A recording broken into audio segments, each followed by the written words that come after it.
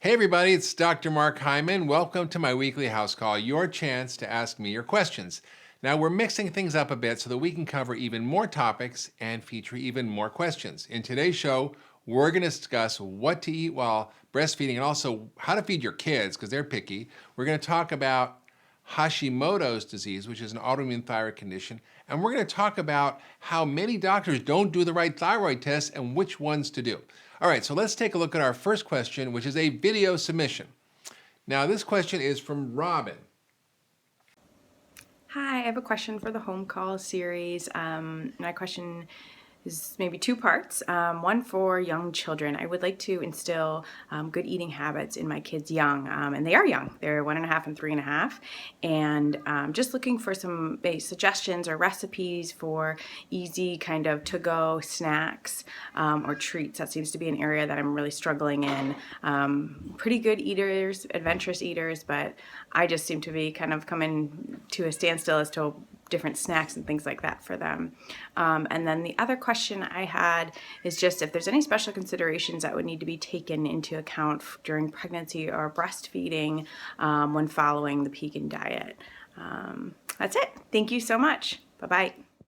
All right, the question basically is, what snacks do you recommend for young kids and what modifications to my diet do I make when breastfeeding or following the vegan diet?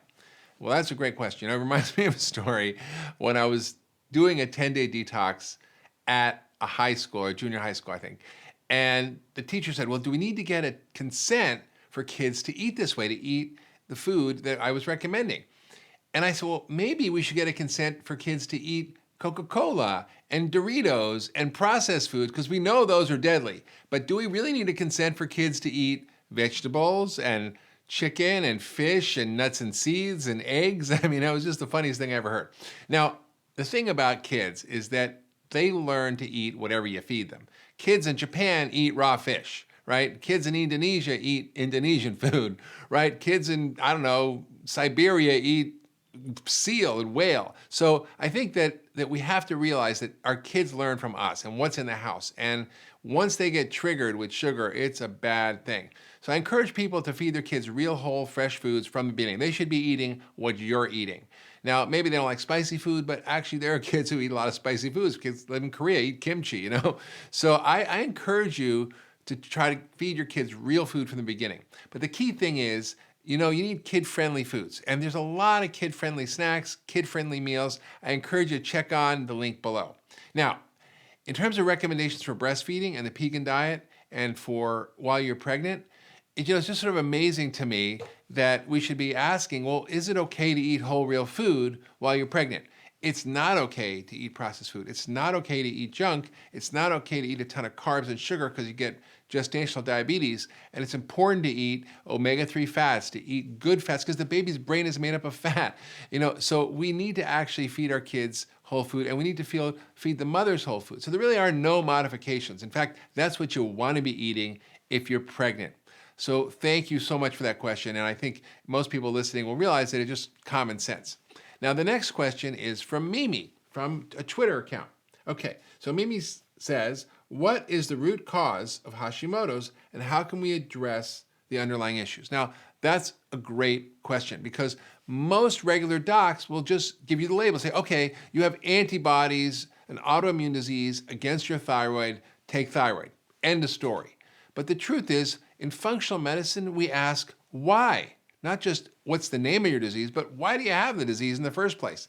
And Hashimoto's is an autoimmune disease. In fact, it's the most common autoimmune disease, and it causes low thyroid function, which can cause a lot of low-grade symptoms: fatigue, cognitive dysfunction, depression, low sex drive, dry skin, hair loss, cracked nails, constipation. I mean, all these things are people think of as normal. They're really not. They're often resulting from autoimmune disease from the thyroid.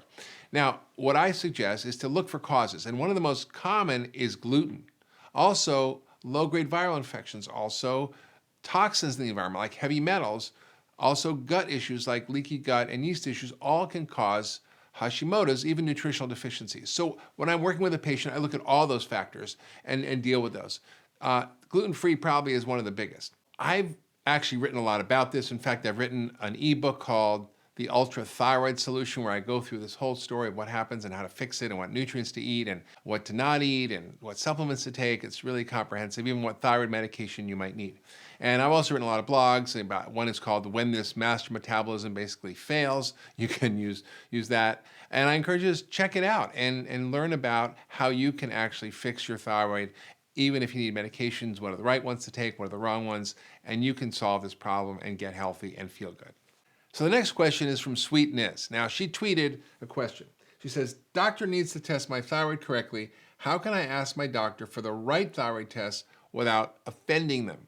Well, first of all, your job should not be to worry about offending your doctor.